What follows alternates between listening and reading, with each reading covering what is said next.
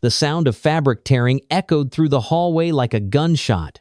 Alexandra Monroe stood frozen, her brand-new teaching blazer hanging in shreds from her shoulders, exposing the plain white shirt underneath. Tuller Hendricks, the 6'2" senior who towered over her petite frame, held a piece of the expensive material in his massive hand, twirling it like a trophy. "Oops," he sneered, his football teammates laughing behind him. "Guess they don't make teacher clothes like they used to." But what none of them noticed was the slight shift in her stance. The way her breathing suddenly became controlled and measured her, the faded black belt she wore beneath her remaining clothes, hidden under professional attire that cost her nearly $300 she couldn't afford to lose. Alexandra Monroe had arrived at Westfield High exactly 1 week ago, fresh out of her teaching certification program at 23 years old. She looked even younger, barely 5'3". With strawberry blonde hair she kept in a neat bun and green eyes that sparkled with enthusiasm behind wire-rimmed glasses. Most people mistook her for a student teacher or even a senior herself, which had already caused problems in establishing authority. She'd saved for months to buy professional clothing that might make her look older, more authoritative. That blazer alone had cost $150 money she'd scraped together by eating ramen for weeks. The morning had started promisingly enough. She'd woken up at 5:30 a.m. in her tiny studio apartment, pressing her new outfit carefully and practicing her lesson plan for advanced placement literature. This was her dream job. Even if the inner-city school had a reputation for being rough, she believed in these kids, believed she could make a difference. Her mother had called at 6 a.m., voice worried as always. "Alexandra, honey, are you sure about this school? I saw on the news." But Alex had cut her off gently, assuring her everything would be fine. She'd arrived at 7 a.m. sharp, nodding to the security guard who barely glanced up from his newspaper. The hallways smelled like industrial cleaner mixed with teenage anxiety scent she was still getting used to. Her classroom, room 237, was tucked in a corner of the second floor, where the older section of the building met the new wing. The previous teacher had quit mid-semester, leaving behind stacks of ungraded papers and a whiteboard still covered in notes from October. Tyler Hendricks had been her problem from day one, son of a city councilman and star quarterback. He ruled Westfield High with the kind of casual cruelty that came from never facing consequences. At 18, he was already being scouted by college teams, his future seemingly guaranteed, regardless of his grades. He'd walked into her first period class 5 minutes late, no apology, and taken his seat in the back like a king claiming his throne. "You must be the new teacher," he'd said, feet up on the desk. "How old are you?" "Like 19. She'd tried to establish boundaries professionally. "It's Miss Monroe, and my age isn't relevant. Please put your feet down." The class had gone silent, waiting to see how this would play out. Tuller had smiled, slowly lowering his feet, but the challenge in his eyes was unmistakable. Every day since had been a test. Small disruptions, whispered comments, paper balls thrown when she turned to write on the board. She'd followed protocol, writing him up, sending him to the office, but nothing changed. Principal Garrison would just send him back with a warning. Sometimes not even that. The breaking point had come that morning. She'd dressed especially carefully, wearing her new navy blazer over a white silk blouse, professional slacks, and low heels. She wanted to look authoritative for the parent-teacher conferences starting that afternoon. The blazer had been her biggest splurge, structured shoulders, quality fabric that actually fit her petite frame properly.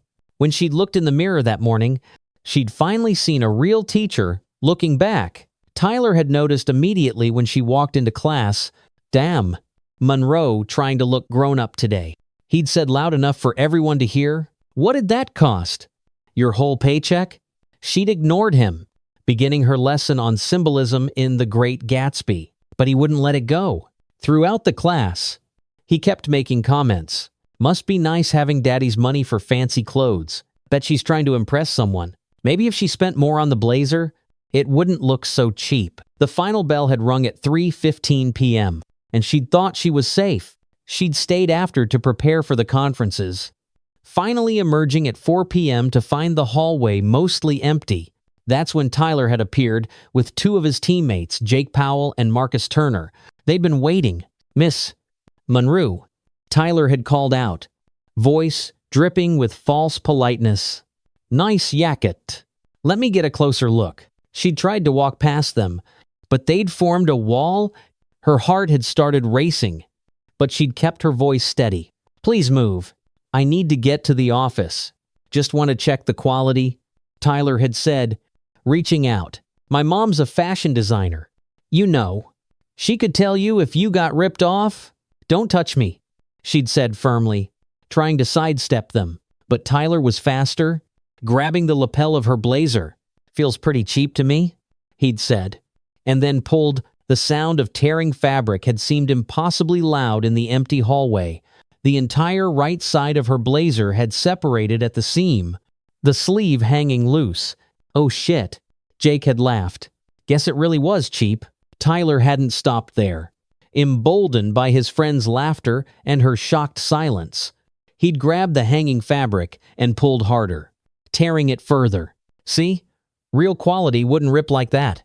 Alexandra had stood there, feeling the cool air against her arms where her blazer no longer covered them. $150. 3 weeks of ramen dinners. Her professional armor, destroyed in seconds by a boy who'd never worried about money in his life. Something inside her had shifted in that moment, not snapped, but crystallized with perfect clarity. "Are you going to cry?" Marcus had taunted. "Little teacher going to run to the principal?" Tuller had stepped closer, still holding the torn fabric. "What are you going to do? Monroe? Give me detention? Write me up again?" He'd laughed. "My dad plays golf with Garrison every Sunday. You think your little reports mean anything?" That's when she'd done something none of them expected. She'd smiled, not a nervous smile or a fake one, but the kind of smile her sensei used to get right before demonstrating a particularly devastating technique. Her hands had moved to her ruined blazer, calmly removing it completely, folding it with precise movements despite its destroyed state.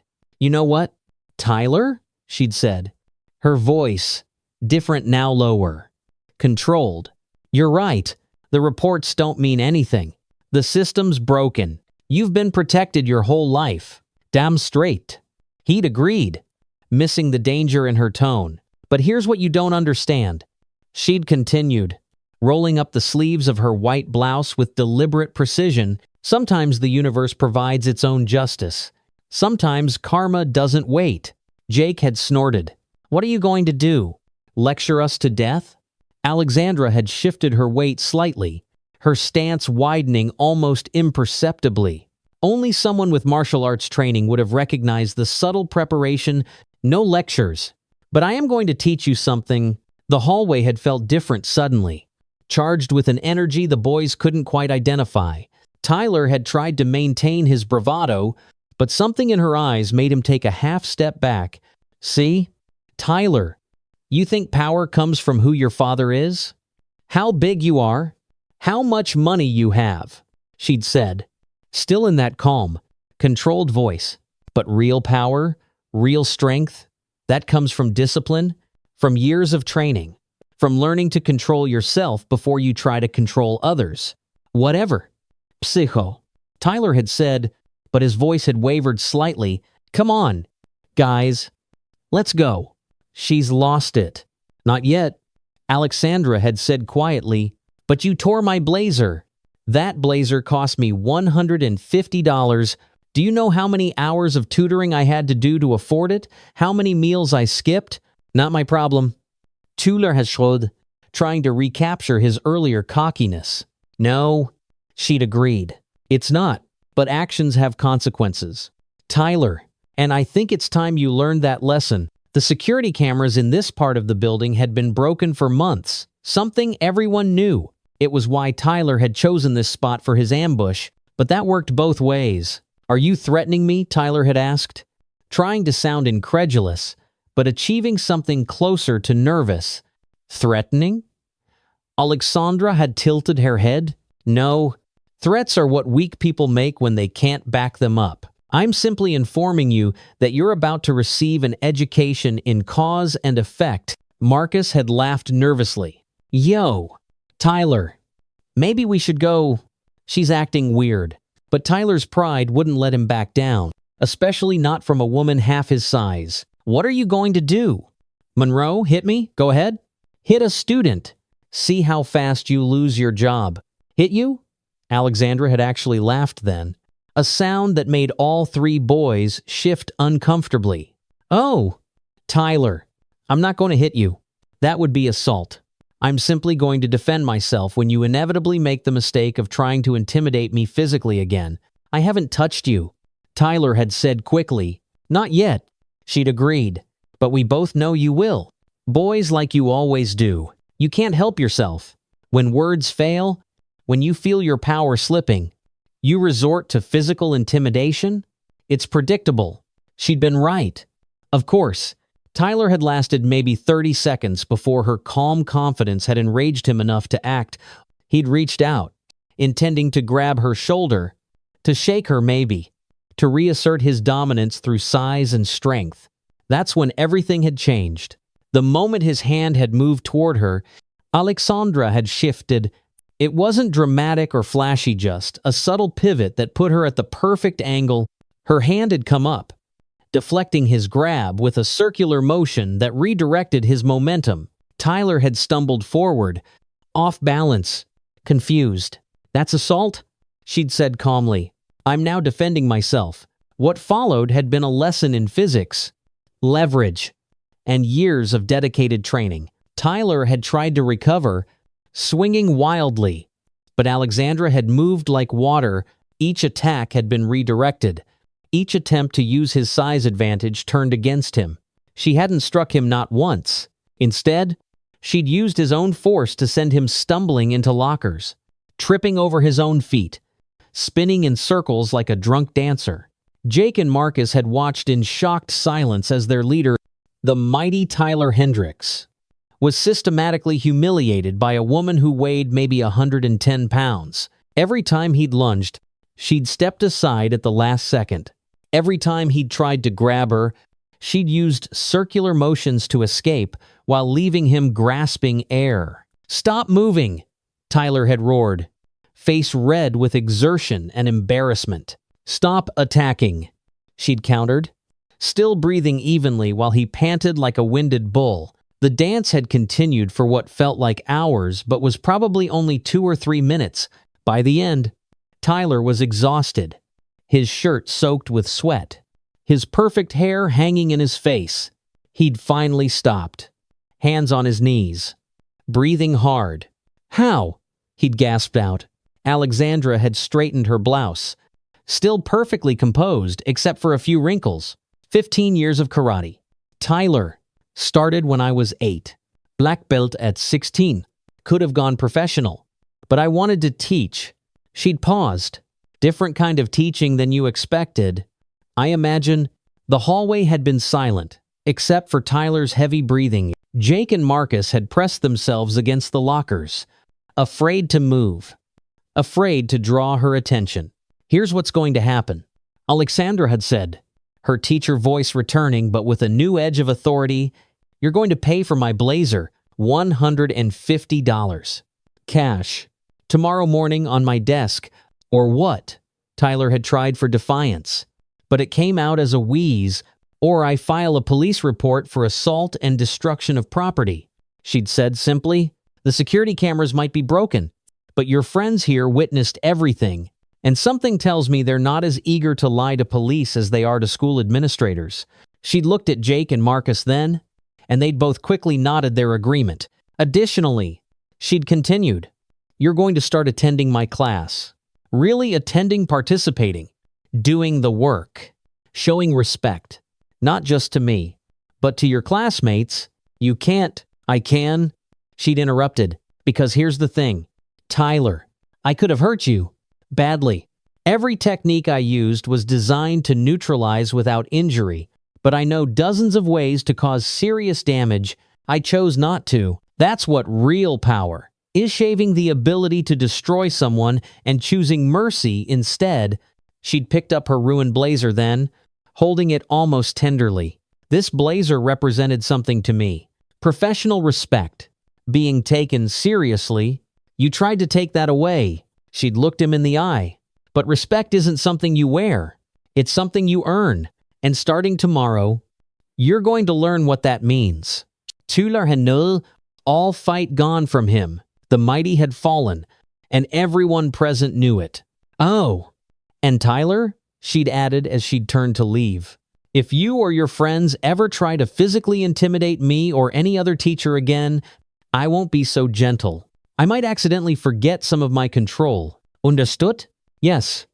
Ma'am, he'd whispered. Miss Munro. She'd corrected.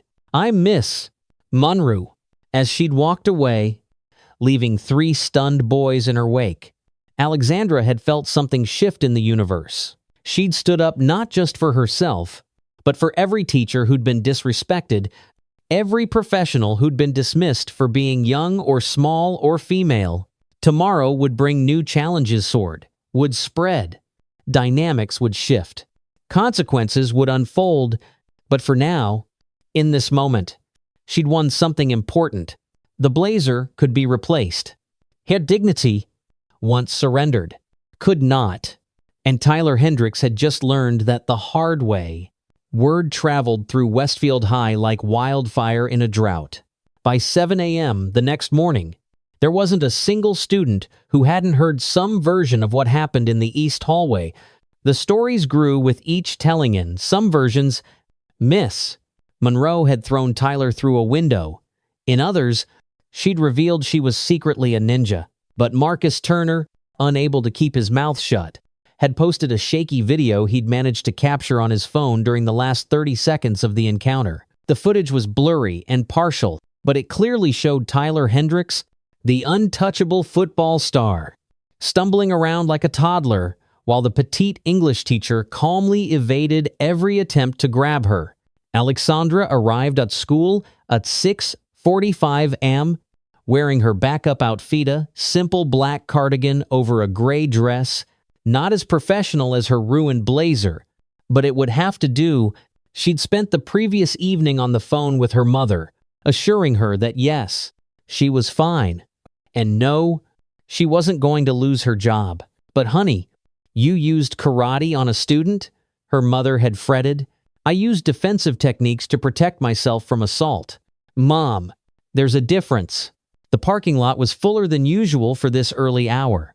She noticed students loitering near the entrance, obviously waiting to catch a glimpse of her. As she walked through the front doors, conversations stopped. Eyes followed her movement. Someone started a slow clap that quickly died when she turned to look. AGZ. Principal Garrison was waiting outside her classroom, his usually relaxed face creased with concern. Harold Garrison was 55, with silver hair and the tired eyes of a man who'd been in education too long to be idealistic, but not long enough to stop caring entirely. Miss Monroe, he said, gesturing toward his office. We need to talk. She'd expected this. Of course. His office smelled like coffee and old leather, decorated with photos of championship teams from years when Westfield High had been a different place.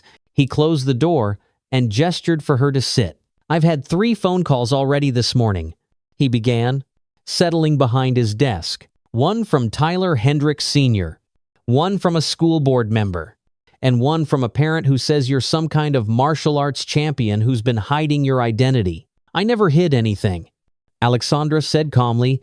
My martial arts background isn't relevant to teaching English literature. It became relevant yesterday when you used it on a student. When I defended myself against assault, she corrected, Tyler destroyed my property and then attempted to physically intimidate me. I have 2 witnesses.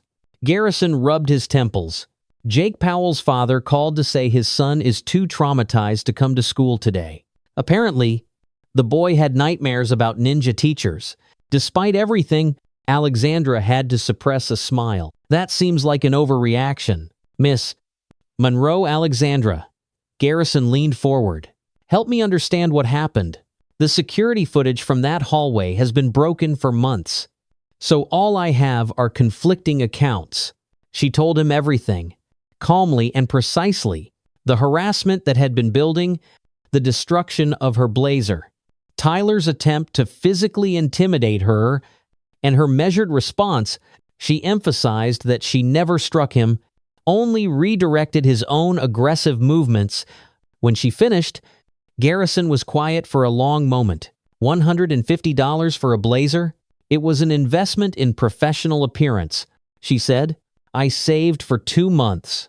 He nodded slowly. And you're expecting Tyler to pay for it? Actions have consequences. That's a lesson he clearly hasn't learned at home. His father is threatening to sue the district. Says you assaulted his son. Then I'll counter-sue for assault and destruction of property. Alexandra replied evenly. I think we both know which case has more merit. Garrison studied hair. This wasn't the nervous young teacher who'd walked into his office just a week ago. Something had crystallized in her, a quiet strength that reminded him why he'd hired her despite her inexperience. What do you want me to do here? Alexandra? Your job, she said simply. Apply the rules equally, regardless of who a student's father is. Tyler assaulted a teacher in any other district. That would be immediate expulsion. This isn't any other district. Tyler Hendricks Sr. donated $50,000 to our athletic program last year, and that's exactly the problem. Alexandra stood. If you'll excuse me, I have a class to prepare for. Alexandra. She paused at the door. With all due respect, Principal Garrison, you have a choice to make. You can continue enabling Tyler's behavior because of his father's money, or you can send a message that teachers in this school have value beyond their ability to be pushed around. The decision is yours. But the whole school is watching. She left him sitting there, staring at his championship photos from better days. Her classroom was packed when she arrived, not just with her first period students, but with kids who should have been in other classes.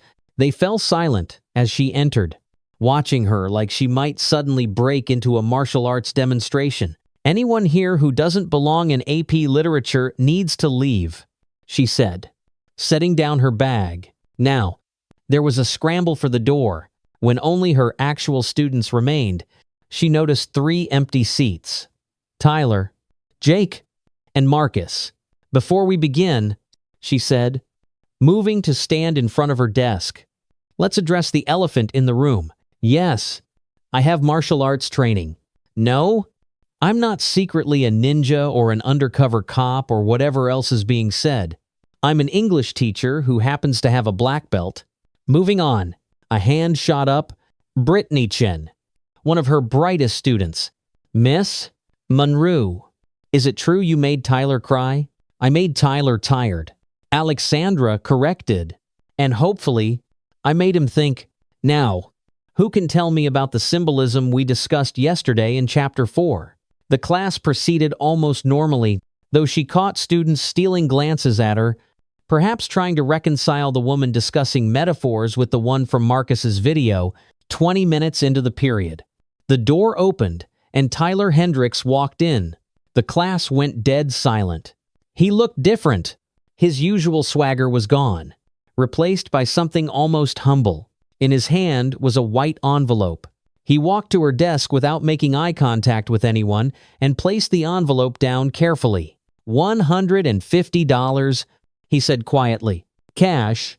Alexandra picked up the envelope, looked inside, then nodded. Thank you. Take your seat. Miss Monroe? His voice was uncertain. I also wanted to say, he struggled with the words, clearly uncomfortable with public apology. I'm sorry. About the blazer. About everything. The classroom was so quiet you could hear the fluorescent lights humming. Apology accepted. Alexandra said, now take your seat. We're discussing symbolism in Gatsby. Tyler moved to his usual spot in the back, but then seemed to think better of it. He took an empty seat in the second row instead. Marcus and Jake, who had slipped in behind him, followed suit. Page 94.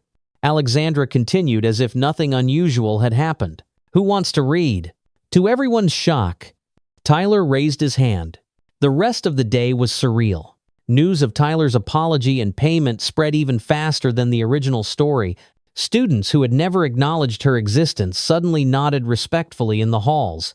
Teachers who had barely spoken to her stopped to introduce themselves properly. During lunch, she found herself sitting with Janet Rodriguez, a veteran history teacher who'd been at Westfield for 20 years. In 2 decades, Janet said, shaking her head. I've never seen anything like this. Do you know how many teachers Tyler has driven to quit? I can imagine. 3. In just his junior year, admin always took his side, always made excuses. Janet leaned in. What you did yesterday? That was 20 years of teacher frustration getting its justice. I just defended myself. Alexandra said, No. Janet smiled. You stood up? There's a difference. By 6th period, Alexandra noticed other changes. Students were arriving on time. Phones were staying in pockets, and the casual disrespect that had been commonplace was notably absent. It wasn't fear, exactly more like a recalibration of understanding. After school, she was gathering her things when a knock came at her door. A girl she didn't recognize stood there, nervously freshman, maybe sophomore. Miss Monroe? I'm Elise Patterson. I wanted to thank you. For what? For what you did to Tyler? The girl's voice dropped. He and his friends have been making my life hell since I started here. But today, he actually apologized to me. Said he was reassessing his behavior or something. Alexandra felt something warm bloom in her chest. That's good to hear. Elise, is it true you're starting a self-defense club? What? No. Because a lot of us would join, especially the girls. We're tired of feeling helpless. After Elise left, Alexandra sat at her desk thinking she'd come here to teach literature, to share her love of words and stories, but maybe there were different kinds of teaching, different ways to make a difference. Her phone buzzed, a text from an unknown number. Miss Monroe, this is Tyler. Could we talk after practice tomorrow? I want to understand what happened. How you did what you did. Tendis. She stared at the message for a long moment before typing back, Room 237, 4 p.m. The next afternoon, Tyler showed up exactly on time. He'd showered after practice, but still looked tired from what must have been a grueling session. He stood in her doorway uncertainly. Come in, she said. Sit. He took the chair across from her desk, looking uncomfortable in the role of supplicant. I couldn't sleep last night, he admitted. I kept replaying it in my head. You're half my size. I'm stronger, faster, younger. But you made me look like a fool. No, Alexandra corrected. You made yourself look like a fool? I just didn't stop you. He nodded slowly. My dad says I should sue. Says you assaulted me. What do you think? Tyler was quiet for a moment. I think I've been an asshole my whole life, and nobody ever called me on it before. He looked up at her. How long have you been training? 15 years? Could you teach me? Alexandra raised an eyebrow. Teach you karate? Teach me. Control. Discipline. Whatever it is that lets you stay so calm while I was losing my mind. She studied him. Was this real change or just another game? But there was something in his Isa vulnerability she'd never seen before. The dojo I train at is on Maple Street, she said finally. Sensei Williams teaches beginners on Tuesdays and Thursdays. 6 p.m. You won't teach me yourself? I'm your English teacher. Tyler, that's the relationship we need to maintain. But if you're serious about learning martial arts, Sensei Williams is excellent. He nodded, standing to leave. At the door, he paused. Miss Monroe? Yesterday, when you had me completely beaten, you could have hurt me, really hurt me.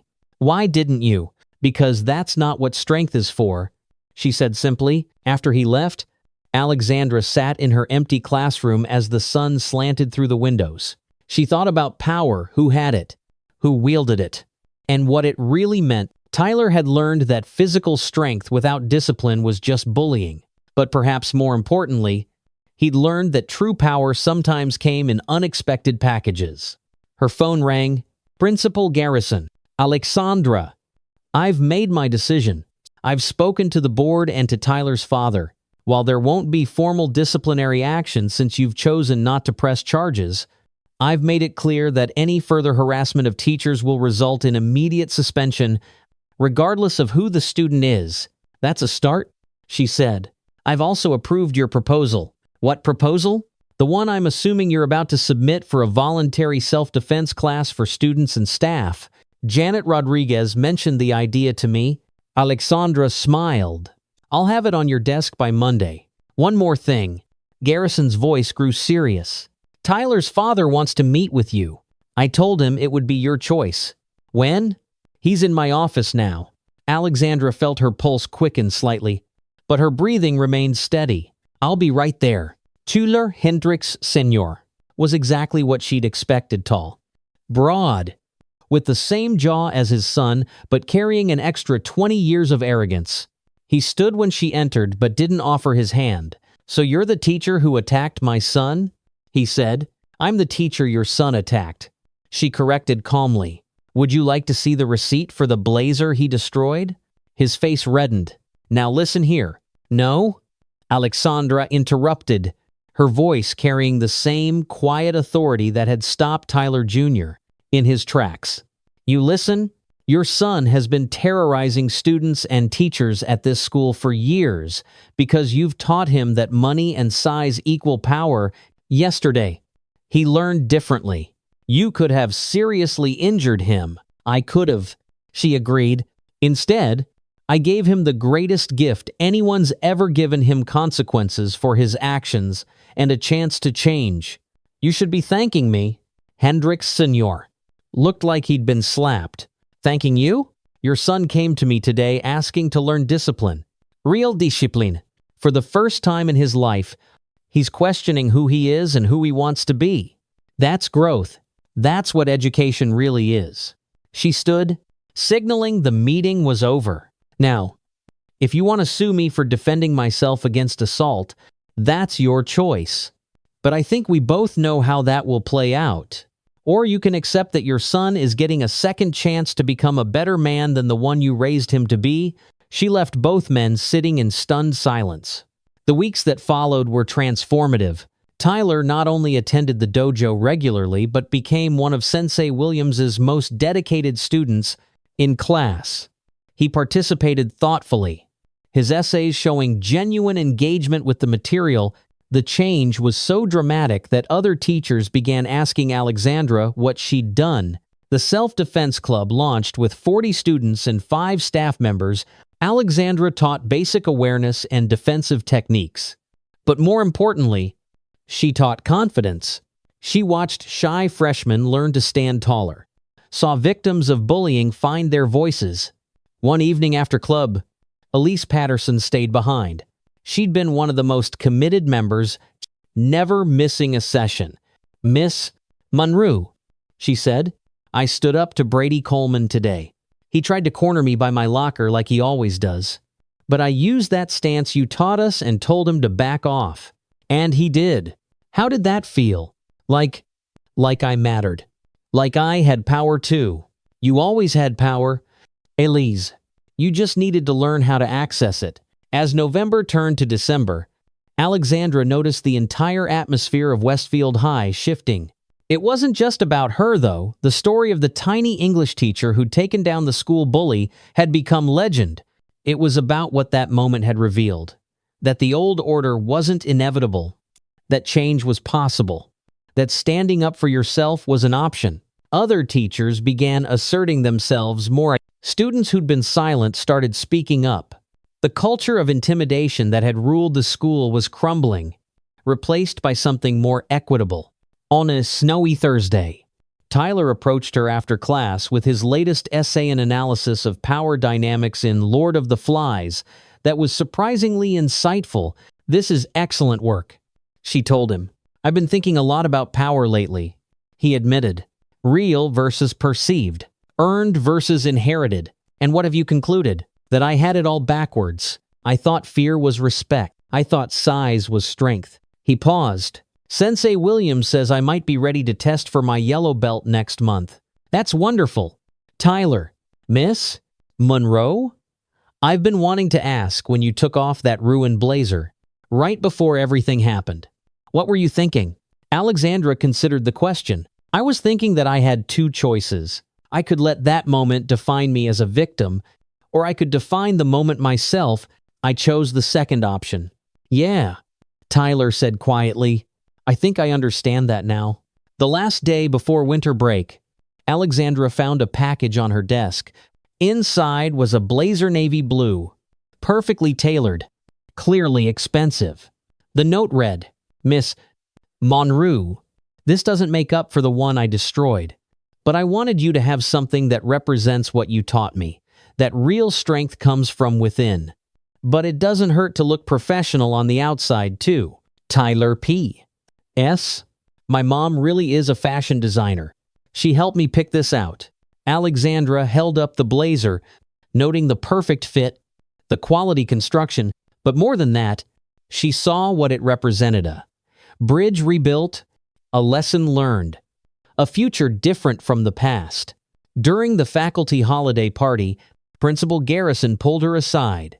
Enrollment for your AP Literature class next semester is up 300%, he said, and applications for the Self-Defense Club have exceeded our capacity. That's good to hear. Alexandra, I owe you an apology. When you first came here, I saw another idealistic young teacher who'd burn out in a year. I didn't support you the way I should have. You're supporting me now, she said. That's what matters. The board wants to expand your self-defense program.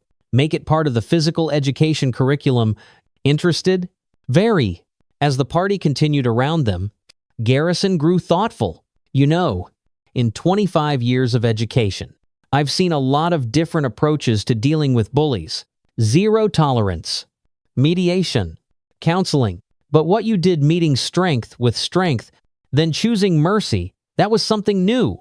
It's not new, Alexandra said. It's ancient. The martial arts teach that the greatest victory is not in defeating your enemy, but in turning them into an ally. Well, you certainly did that with Tyler. Tyler turned himself into an ally. I just showed him the door. That evening, as Alexandra packed up her classroom for the break, she found herself thinking about transformations. Her own, from nervous new teacher to respected authority. Tyler's, from bully to student. The school's, from a place ruled by fear to one discovering mutual respect. Her phone buzzed. A message from her mother. Saw the news story about your school's anti-bullying program. So proud of you. Honey, Dad would have been too. Alexandra smiled. Touching the black belt she now wore openly over her dress. Her father had been the one to enroll her in karate after she'd been bullied in elementary school. Don't be a victim, he'd said, but don't be a bully either. Be a protector. It had taken 15 years, but she'd finally understood what he meant. Another message, this one from Janet Rodriguez. Winter break faculty party at O'Malley's tomorrow night. You're buying the first round hero teacher rules. Then one from Tyler. Sensei says I'm progressing faster than any student he's had. Thank you for showing me the way. And finally, one from Elise. Miss Median Heaven Lisses Breedvers Dataron. M. My little sister wants to join the defense club next semester. She says she wants to be strong like you. Just thought you should know you're kind of her hero. Mine too. Alexandra locked her classroom door and walked through the quiet hallways of Westfield High. In September, these halls had felt hostile. 2. Bison-Ever.comers and N2x2. Now they felt like home. She passed the spot where Tyler had torn her blazer, that moment of crisis that had become a catalyst for change.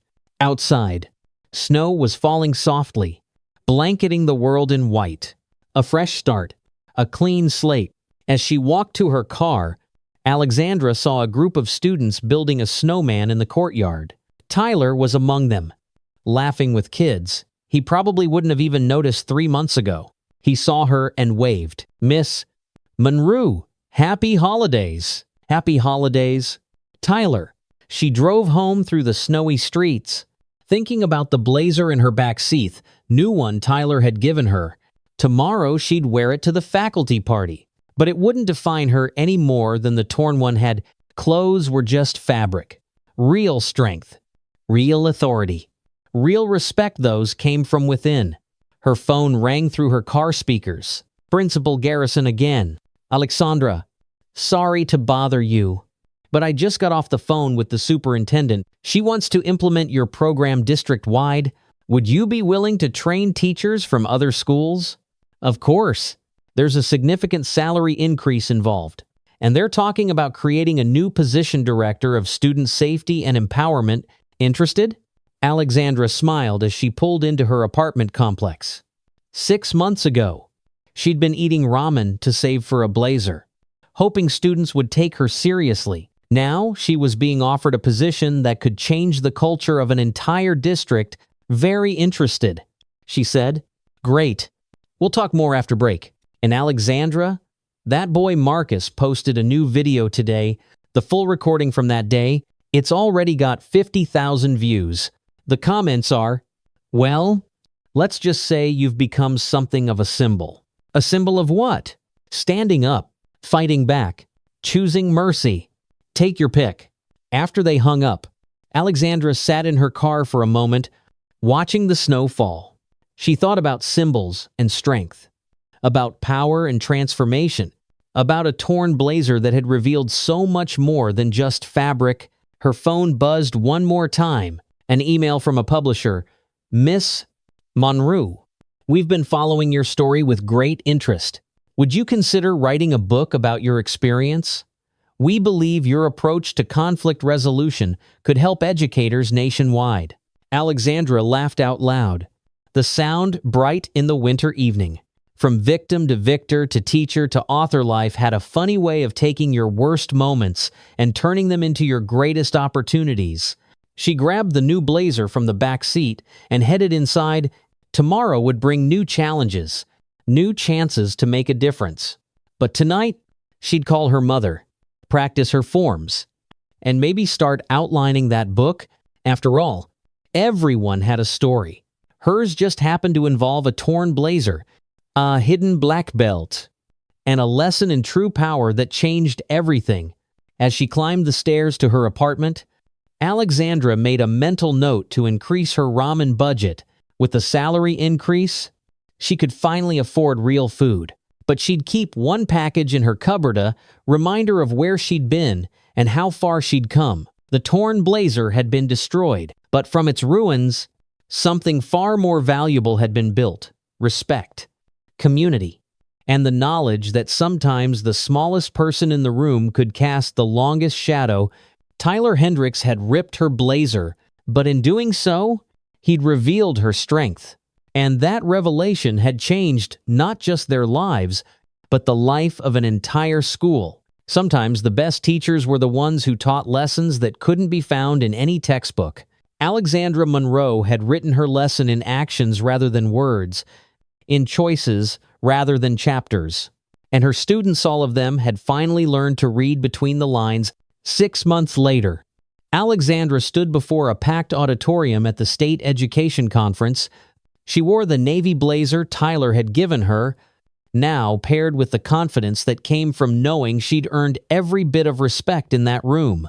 The PowerPoint behind her showed statistics: bullying incidents down 78% across the 5 schools that had implemented her program, teacher retention up 40%, and student satisfaction scores at an all-time high.